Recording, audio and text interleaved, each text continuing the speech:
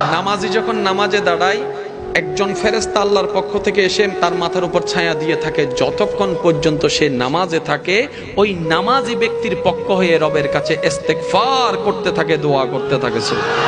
সেজন্য আমি অনুরোধ করব, নামাজ যেখানেই পড়েন তাড়াহুড়া করেন না, একদম স্লোলি, একদম স্লোলি। যখনই মসজিদের মিনার থেকে আওয়াজ আসবে আল্লাহু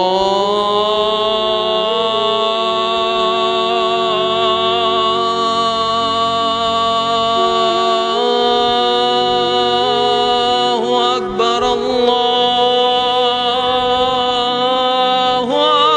আকবার,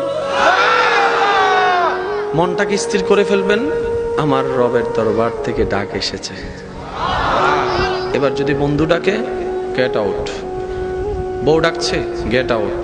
স্বামী ডাকছে, গেট আউট। কেন?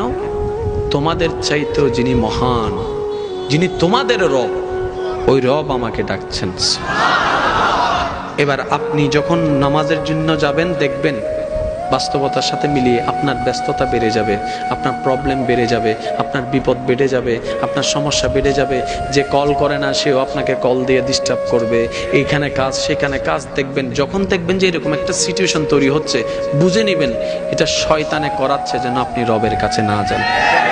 এবার আপনি নিজেকে বলবেন, দুনিয়া উল্টাই যাক, দরকার হলে মৃত্যুটা আমার নামাজ অবস্থায় হবে, তারপরও আমি আমার রবের দরবারে দাঁড়াবো তো দাঁড়াবো। আর দাঁড়াবো নাই বা কেন? খাওয়ানে ওয়ালা তিনি, বাঁচানে ওয়ালা তিনি। হাসরে তো ওনার সামনেই যেতে হবে, দুনিয়া তো আমার সামনে থাকবে না, আমার রবের কাছেই যেতে হবে। এবার আপনি নামাজে দাঁড়াবেন, আল্লাহু আকবার।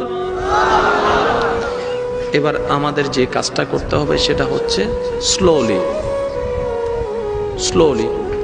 আলহামদুলিল্লাহি রাব্বিল আলামিন, আর রহমানির রহিম, মালিকি ইয়াউমিদ্দিন। প্রত্যেকটা আয়াতের পরে একটু বিরতি দিবেন।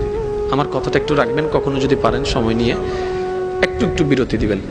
দেখবেন আপনার ভিতর তো মনে শান্তির ব্যবস্থা করে দেয়, অভদ্র মানুষকে ভদ্র বানিয়ে দেয়, উগ্র মানুষকে নম্র বানিয়ে দেয়।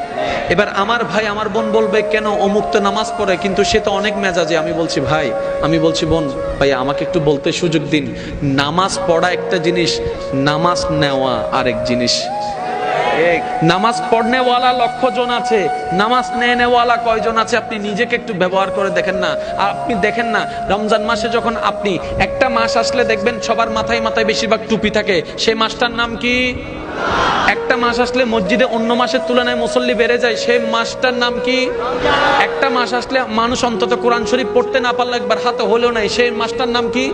তো আপনি তো রমজান ছাড়াও তো আপনি আছেন, আপনি তো অন্য মাসও আছেন, মুহররমও আছেন, জামাদিল আউয়ালও আছেন। এই ফিলিংসটা আসে না কেন? এটা রমজানের কারণে।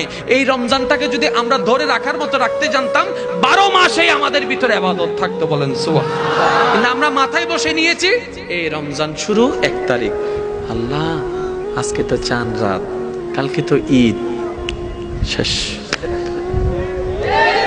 যদি এই জিনিসটা ধরে রাখতে পারতাম, 12টা মাসেই আমরা রোজাদার।